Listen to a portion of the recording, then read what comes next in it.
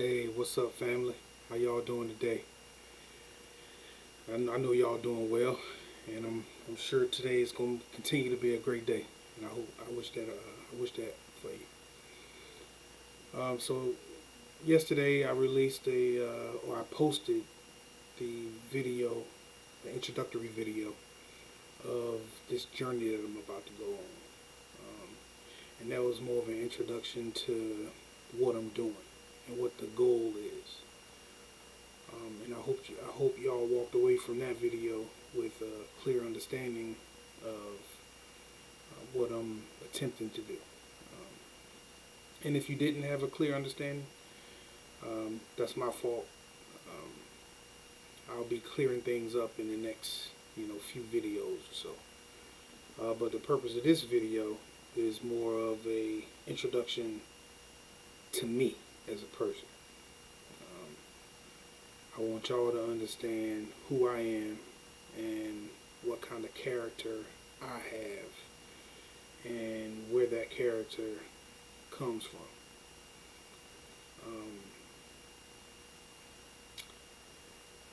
This is gonna be difficult for me because I'm an open book. Anybody will tell you how I've never really been the type to care what other people may say or feel about me. It really doesn't weigh on me. But this is going to be hard from a personal standpoint because in order to get to know me, you got to understand who I come from, and you got to understand what I come from. And me sharing that information is emotional. It can get emotional sometimes. So I just ask that y'all bear with me, if I, go through some rough spells. But the formalities, Kenshasa Barnette, raised in Durham, North Carolina, alongside, a little sister, Louisa Barnette. What's up, sis? Love you, girl. And an older brother, Jamaica Barnette, big bro.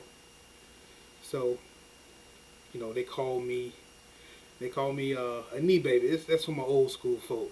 When you're that middle child, they call you the knee baby. I don't know where that comes from. Maybe I need to Google it. But I was the knee baby. I was a middle baby. My little sister, she was and is super smart, intelligent, witty, and that's one thing that I've always admired about her. She's always been smart and she's always known it. And she's been comfortable with that. Some people run away from that. They don't want to be known as a smart kid. She owned that. And she owned it well. And she took that intelligence and did a whole lot with it. And Big Bruh, he was also smart. He was the quiet type. And we used to go at it, boy. Ooh, when I tell you we used to go at it, and ask my mama, ask my aunts, they'll tell you. I ain't talking about he did this to me or he did that. I ain't talking about bickering. We used to go at it. So it's amazing to think, how our relationship is today. That fire that we went through as kids, you would never know. You would never know. And I love him for that. And so, I was raised with two siblings. It was three of us. I was raised by a single mom, Effie Barnette, now Effie Caroline. And some of y'all know our childhood upbringing wasn't the greatest, but my mom worked her ass off to try to give us the things that we needed, and she was successful at that for the most part. You know, she had her trials, and she had a lot of them. She had her tribulations, and she had a lot of them. But that fire, she walked through it, and she came out on the other side. She always say blessed and highly favored, and that couldn't be more true. So she had a difficult time raising us, and because of that, those difficult times that she had, and trials and tribulations that she's had, that affected me as a child. Like I talk about, like my brother and my sister being really, really smart because they were. But I didn't consider myself that way, you know. I kind of assumed an identity of, okay, I can't get the attention for being smart. I'm gonna get some attention some way. Some of y'all know what I'm talking about, you know. So I was mischievous. I got into stuff, and that showed itself in not so positive ways. So, you know, went through school. School was tough for me because it was hard. You know, when you go through traumatic experiences, it affects every aspect of your life, and different people and different children handle that in different ways. And I handled it in a bad way. So I'm laughing, but it ain't funny. I got kicked out of what, five elementary schools in Durham. You know, I was just going from elementary school to elementary school to elementary school, and then I think it stemmed from, like, it's crazy how labels work, right? When somebody is labeled with something, they either say, that's not me, I'm this, I don't care what you think, or they assume that label and they use that label to do or not do. And that's the path I made. So early on in elementary school, I was labeled behaviorally and emotionally handicapped, BEH. Didn't know what it meant then, but I knew it meant I wasn't like everybody else, right? Behaviorally and emotionally handicapped. Like, that's the word that always stood out to me as a kid. So, because I was told I was different from everybody else because of, you know, my acting out, I believed it. So what did I do? I continued to act out, and I had an excuse. y'all good, you know, y'all doing y'all work. That's because y'all are normal. I'm not doing my work, and I'm disrupting y'all because I got my label, and I got my excuse. So I held on to that excuse for a very long time. Elementary school, middle school, early high school.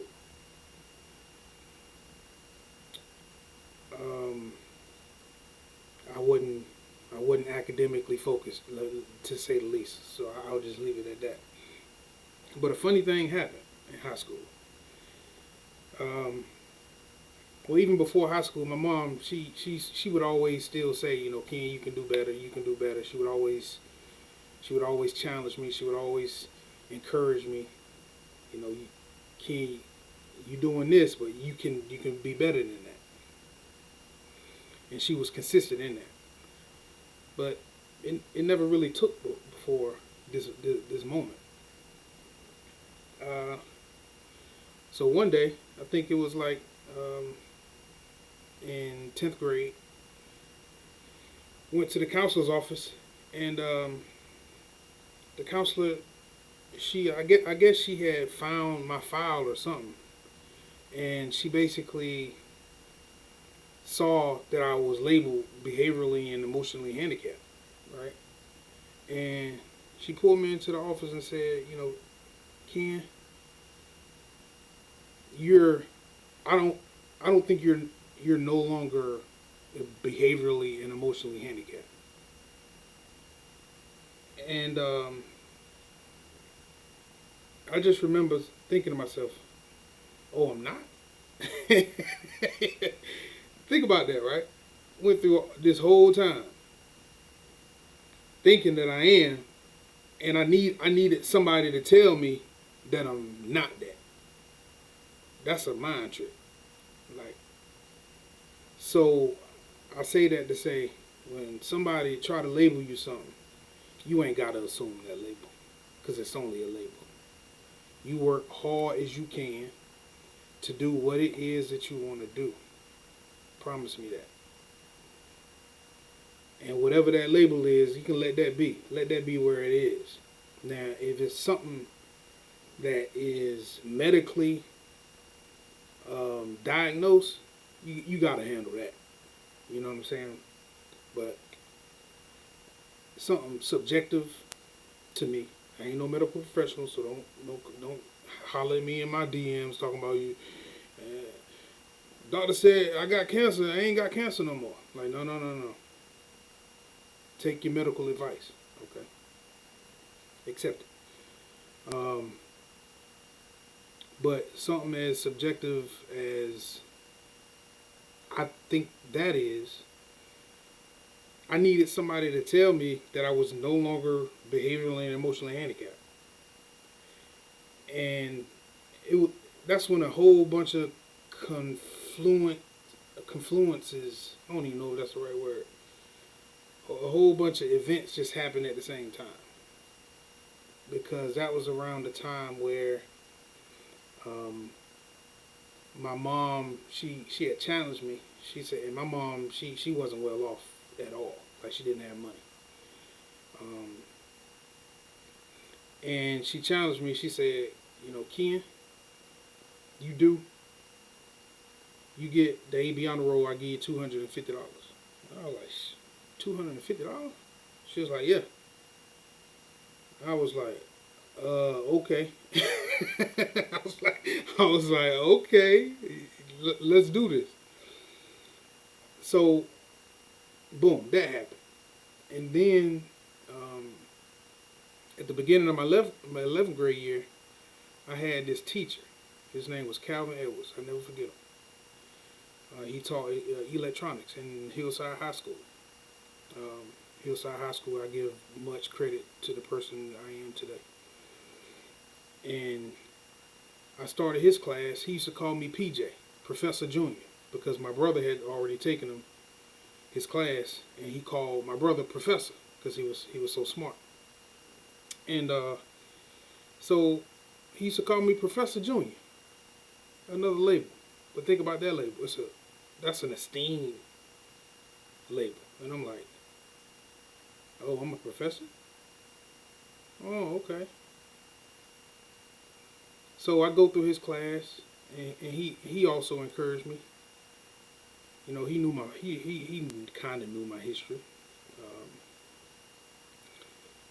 So at the beginning of my 11th grade year, like I said, I wasn't academically focused. Didn't know what a GPA was.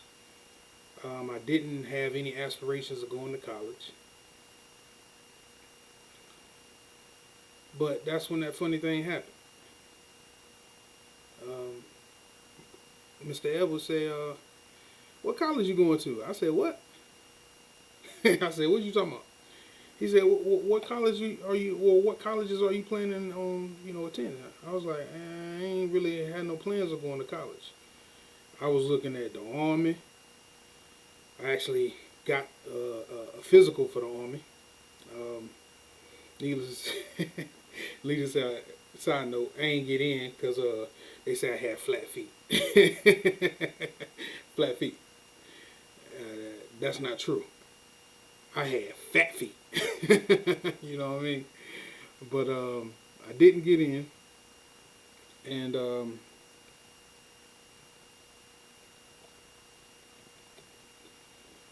but that was a blessing because had I got in, who knows would have how my life would have turned out.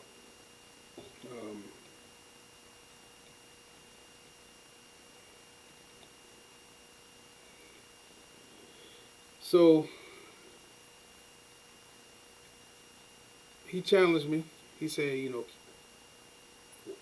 you don't have any aspirations of going to college. You need to change that.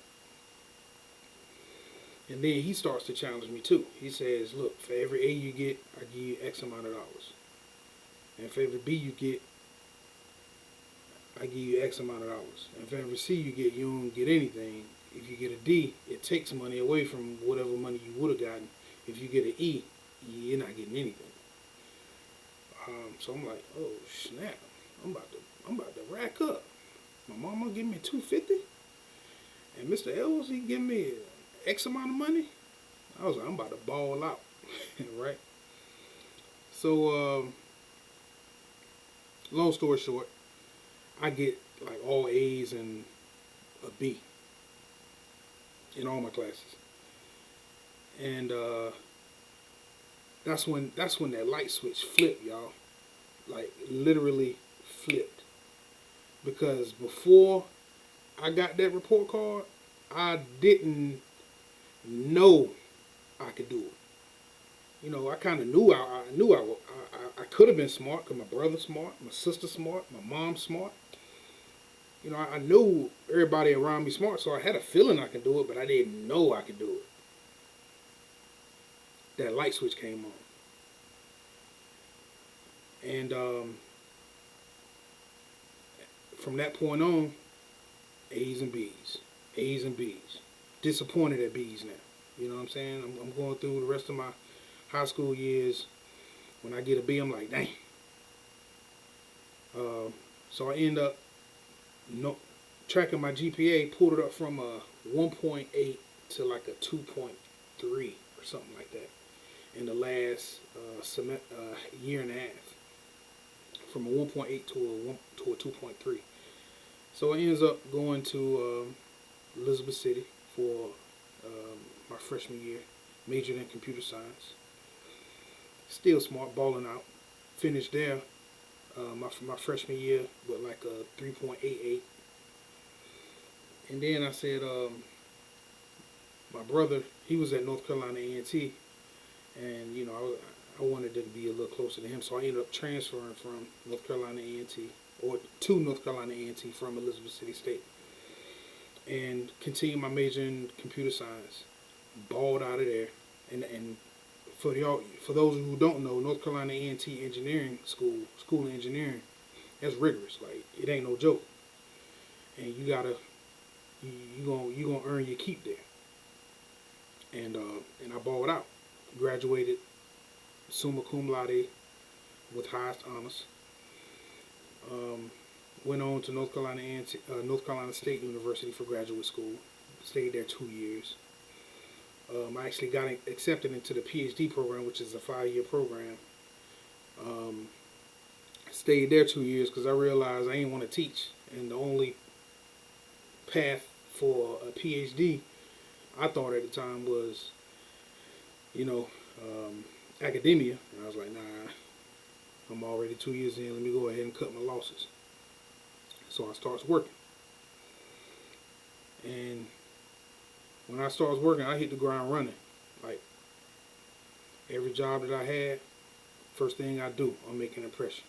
I'm coming in with a bang. Making myself indisposable, right? So that was my MO. So every job I've had, you know, great success in. And I take great pride in that.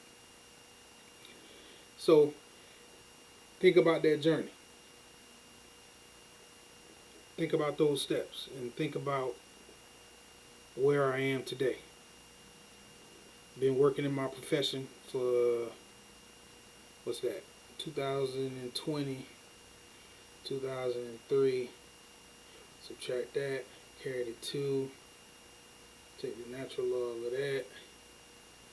That's 17 years. The natural log. I don't know the last time I said that. That's 17 years I've been working in my profession. And now I'm starting something else, y'all.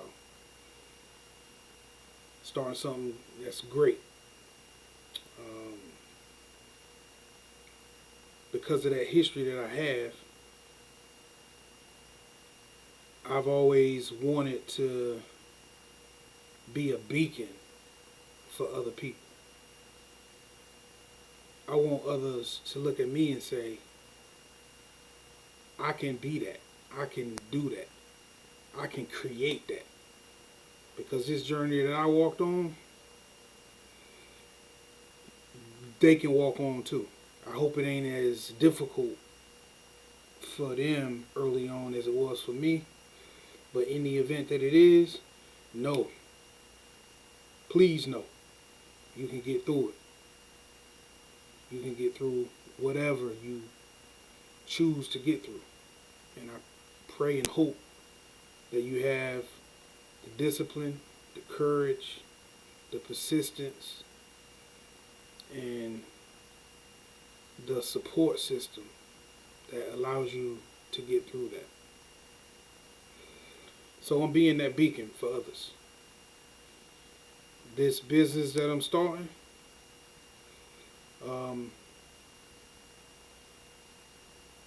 is named after my mom, Effie Barnette, or Effie Caroline now.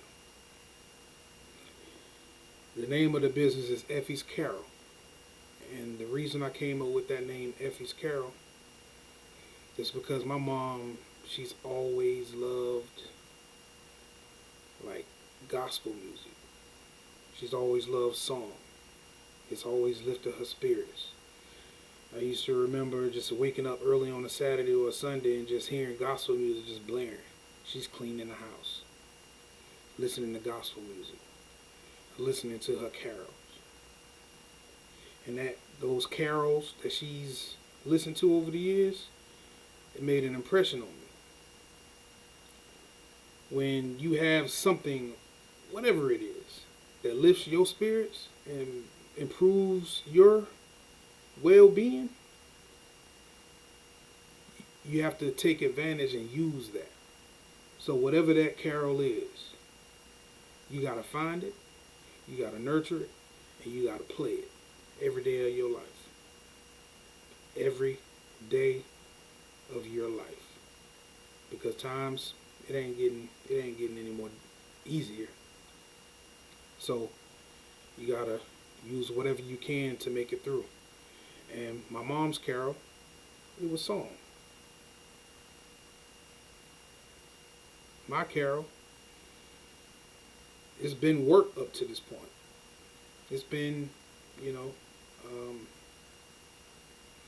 my family. That's what's gotten me.